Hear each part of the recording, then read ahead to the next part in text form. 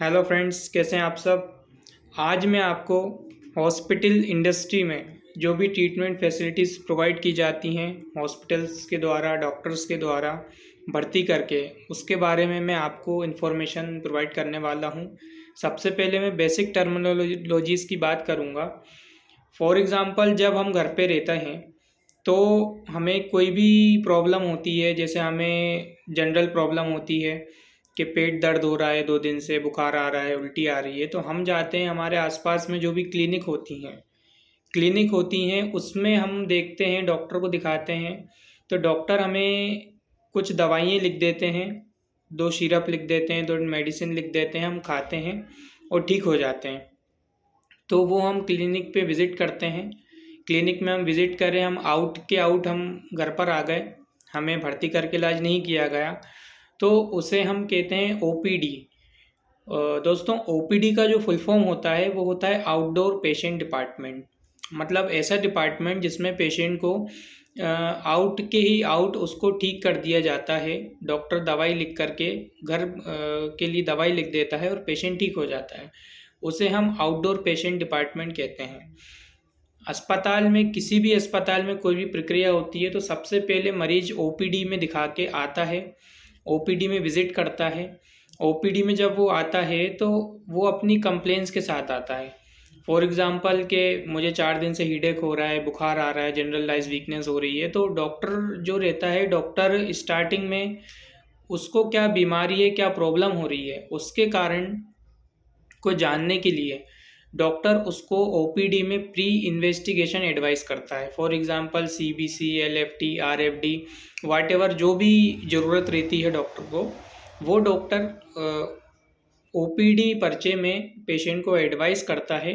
Patient OPD में वो जांचें कराता है।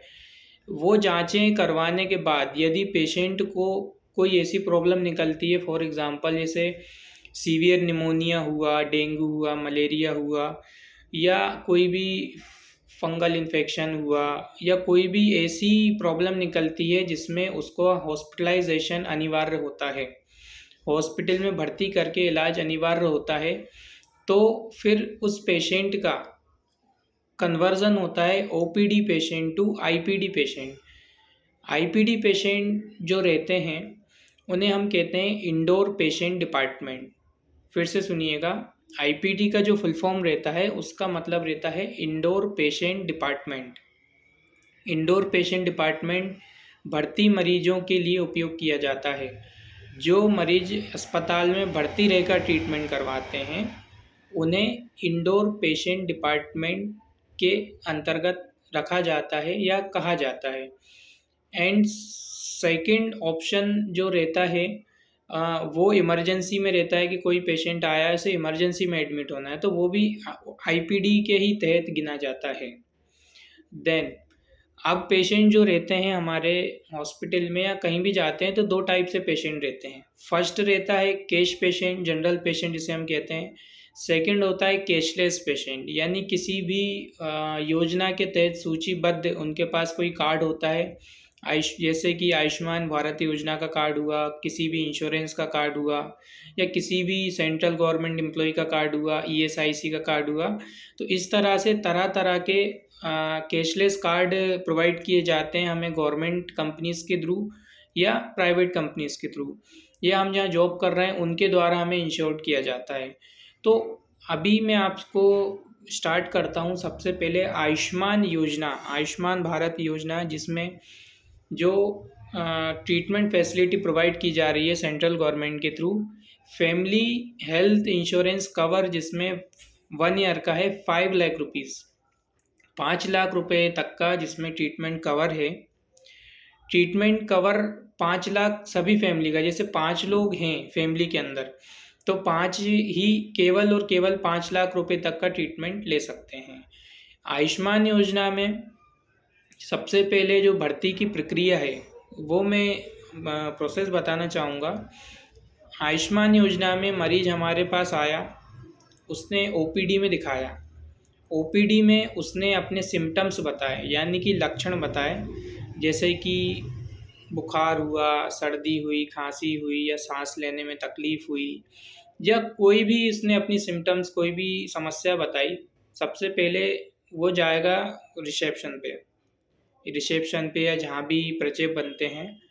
तो वहाँ पर उसकी समस्या को देखते हुए जो रिसेप्शन टीम है वो रिस्पॉन्सिबल डॉक्टर या जो उसका ट्रीटमेंट करेगा उससे रिलेटेड उसको रिफ़र करते हैं। आप नोट कर लीजिएगा, मैं डिपार्टमेंट बता रहा हूँ जो जो डिपार्टमेंट हॉस्पिटल इंडस्ट्रीज़ में होते हैं। पहला होता है जनरल मेडिसिन यानी मेडिसिन विभाग। दूसरा होता है ऑर्थोपेडिक, जिसमें हड्डियों से रिलेटेड इलाज किया जाता है। हड्डियों का जैसे फ्रैक्चर हुआ, हमारा नी रिप्लेसमेंट हुआ, कोई भी फ्रैक्चर हड्डी का टूट गई है, कोई भी सर्जरी होना है हड्डी की, वो सब इलाज ऑर्थोपेडिक में आते हैं।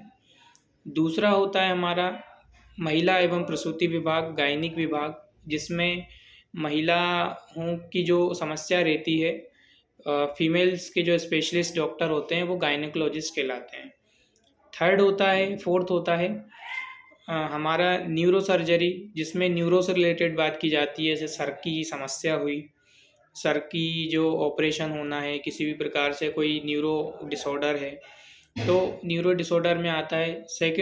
फिफ्थ होता है जनरल सर्जरी। जनरल सर्जरी में कोई भी सर्जरी हुई, जैसे हर्निया हुआ, हमारे पेट में अपेंडिक्स हुआ, या कोई भी ऐसी सर्जरी जो सर्जरी डॉक्टर एडवाइस करता है जिसमें कोई भी कैंसर इंक्लूड ना हो, वो जनरल सर्जरी कहलाती है। सिक्स्थ है हमारी मेडिसिन ऑन्कोलॉजी। ऑन्कोलॉजी में कैंसर से रिलेटेड ट्रीटमेंट होता है। सर्जिकल ऑन्कोलॉजी, कैंसर से रिलेटेड सर्जरी होती है। रेडिएशन ऑन्कोलॉजी, जिसमें रेडिएशन थेरेपी देकर के कैंसर के मरीजों को ठीक किया जाता है। सेवेंथ है कार्डियोलॉजी, जिसमें कार्डियो जहाँ पर आ जाए वहाँ पर होता है कि हमारे हार्ट की बात हो रही है, कार्डियोलॉजी। इसमें हार्ट में हमें सर्जरी भी हो सकती है और हमें दवाई गोली पर भी इलाज किया जा सकता है। इस तरह से तरह तरह के विभाग होते हैं। जैसे हमारे ईएनटी हुआ, आइज़, ईयर, नोज़ और थ्रोट, ईएनटी कहते हैं। इस विभाग को ओटोहिनोलैरिंगोलॉजी के अंतर्गत लिया जाता है, जिसमें सर्जरी आती है।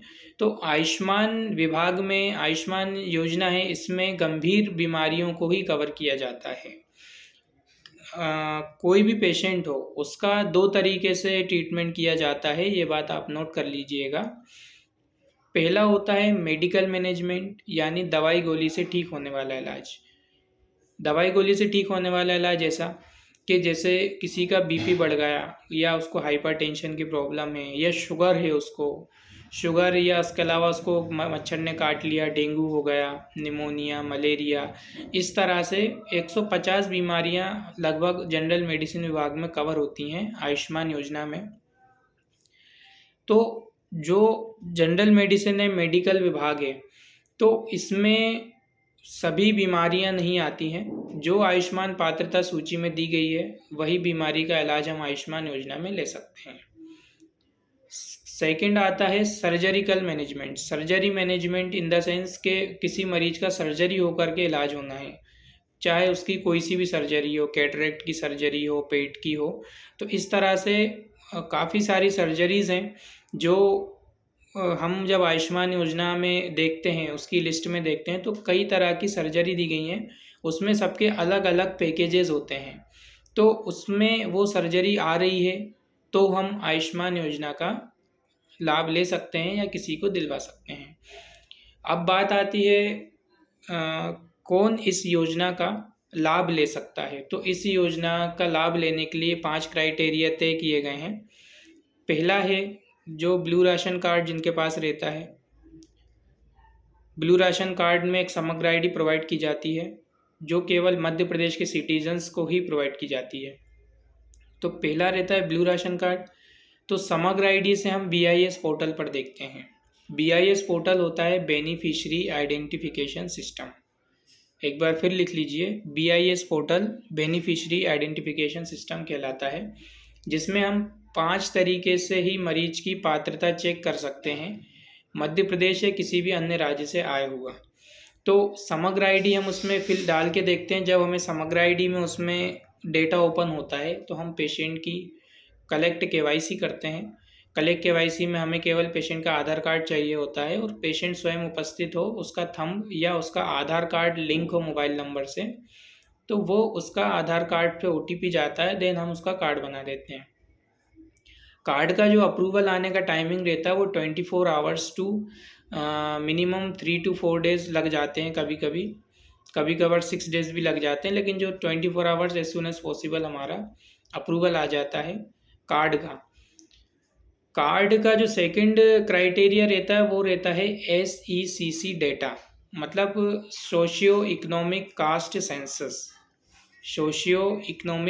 सेंसस जो सेकंड क्राइटेरिया कहलाता है आयुष्मान योजना में मरीज की पात्रता चेक करने के लिए। इसमें हम जिनका नाम आयुष्मान समग्र आईडी से नहीं आ रहा है उनका नाम हम SECC डेटा से देखते हैं। फॉर एग्ज़ाम्पल कोई गैस कांड का पीड़ित व्यक्ति है भोपाल का, उसका ब्लू राशन कार्ड नहीं है परंतु गैस कांड से पीड़ित है और सरकार ने ये योजना में ये कानून जोड़ा है कि जो गैस पीड़ित होंगे उन्हें हम आयुष्मान योजना का भी लाभ देंगे, तो उस केस में हम उनका नाम SECC डेटा में चेक करेंगे। तीसरा होता है राशन कार्ड नंबर, जिसमें हम राशन कार्ड नंबर से चेक कर सकते हैं। चौथा होता है हमारा मोबाइल नंबर, जिसमें हम मोबाइल नंबर से चेक कर सकते हैं। फिफ्थ होता है आयुष्मान कार्ड नंबर, यदि हमारे पास आयुष्मान कार्ड है तो हम उससे भी हम चेक कर सकते हैं। तो इस तरह से 5 क्राइटेरिया होते हैं। पहला होता है समग्र आईडी, सेकंड होता है SECC डेटा, थर्ड होता है राशन कार्ड, फोर्थ होता है मोबाइल नंबर से चेक कर सकते हैं, एंड फिफ्थ होता है जो हमारा रहता है, फिफ्थ में हम यदि आयुष्मान कार्ड बना हुआ है तो हम उससे हम ये पात्रता चेक कर सकते हैं। तो ये बात आती है हमारी BIS पोर्टल के लिए। ये हमारे किसी भी पेशेंट का कार्ड बन गया। अब देन बात आती है कोई भी मरीज जब आता है तो उसकी हमें काउंसलिंग कैसे करना है।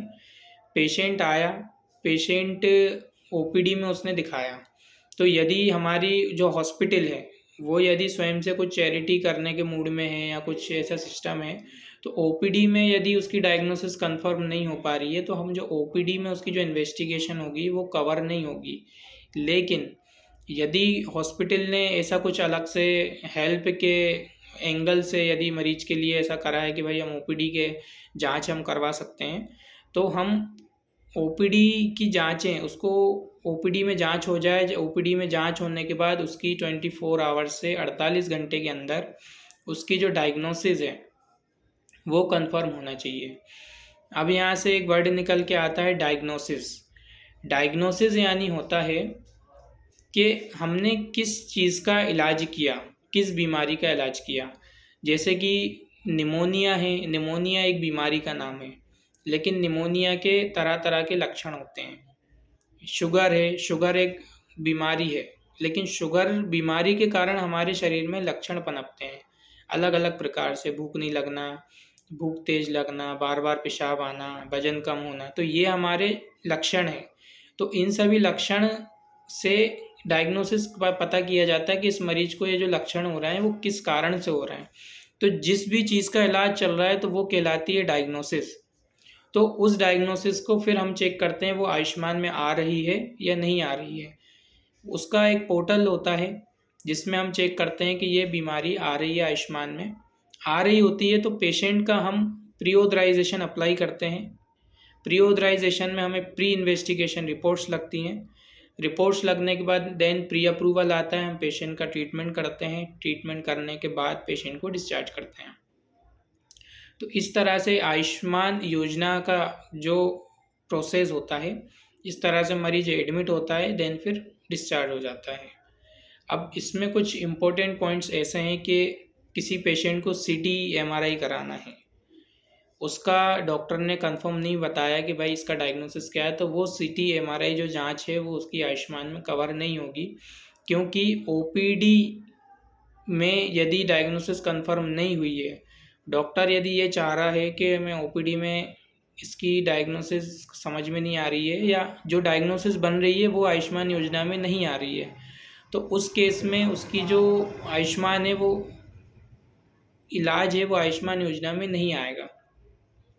ये हमारे हॉस्पिटल पर्सनल हॉस्पिटल के ऊपर डिपेंड करता है कि वो किस हेल्पफुल एंगल से यदि चाहते हैं मरीज़ की फ्री में जांच कराना तो हम जांच करा सकते हैं, लेकिन यदि डायग्नोसिस नहीं आ रही है तो उस केस में हम पेशेंट से कंसेंट साइन करवाएंगे, पेशेंट को प्रॉपर समझाएंगे कि आपकी बीमारी आयुष्मान योजना में नहीं आ रही है, आपको किसी भी पास के सरकारी अस्पताल में जाकर ट्रीटमेंट करवाना चाहिए और प्रॉपर उसका कंसेंट लेंगे। कुछ ऐसे इम्पोर्टेंट पॉइंट्स हैं, जैसे कुछ मैं सर्जरीज़ के नाम बता रहा हूँ तो वो आप लिख लीजिए। पहला है सिजेरियन हिस्टेक्टोमी। सिजेरियन हिस्टेक्टोमी जिसमें जो बच्चादानी का ऑपरेशन है वो किया जाता है। सेकंड है टोटल एब्डोमिनल हिस्टेक्टोमी जिसमें TAH कहा जाता है, जिसमें बच्चादानी का ऑपरेशन किया जाता है। टोटल लेप्रोस्कोपिक हिस्टेक्टोमी गायनिक विभाग में आती है। तो इस तरह से कई सारे जो इलाज हैं, सर्जरीज़ हैं, उनका डॉक्टरी भाषा में अलग नाम होता है।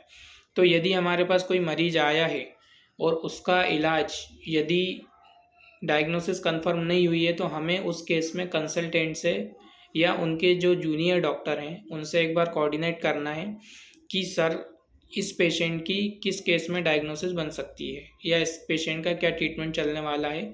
आप यदि हमें डायग्नोसिस कंफर्म करते हैं तो हम उसके आधार पर आयुष्मान पोर्टल पे चेक करेंगे कि इसकी जो बीमारी है वो आयुष्मान में आ रही है या नहीं आ रही है।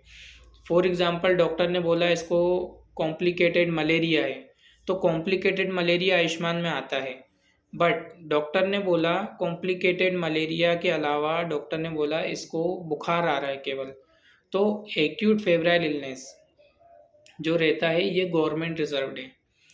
ये जो गवर्नमेंट रिजर्व्ड है इसमें एक और बात निकल के आती है कि आयुष्मान योजना में जैसे 2200 पैकेजेस या 2200 बीमारी का इलाज गवर्नमेंट ने दिया है, तो उस केस में गवर्नमेंट ने 3 कैटेगरी में के जो पैकेजेस हैं, जो बीमारियां हैं, वो उन्होंने डिस्ट्रीब्यूट की हैं। पहला है गवर्नमेंट रिजर्व्ड जिस पे गवर्नमेंट अस्पतालों का आरक्षण है। दूसरा है ट्रस्ट रिजर्व्ड जिसमें मेडिकल कॉलेजेस जो ट्रस्ट की कैटेगरी में आते हैं, जैसे भोपाल में पीपल्स हुआ, चिरायू हुआ, हमीदिया हुआ, ये ट्रस्ट के कैटेगरी में आते हैं। तीसरा हुआ कॉरपोरेट यानी सभी प्राइवेट हॉस्पिटल। तो 3 कैटेगरीज में ये कोड डिस्ट्रीब्यूटेड है। तो इसका जो पैकेज मास्टर है, पैकेज मास्टर में हमें देखना रहता है कि ये जो बीमारी है ये किस पैकेज किस कोड में दी गई है, तो उस तरीके से हम ये तय करते हैं कि पेशेंट का इलाज हो पाएगा या नहीं हो पाएगा। अभी के लिए इतना ही काफ़ी है। मिलते हैं नेक्स्ट वीडियो में। Thank you so much. All the best.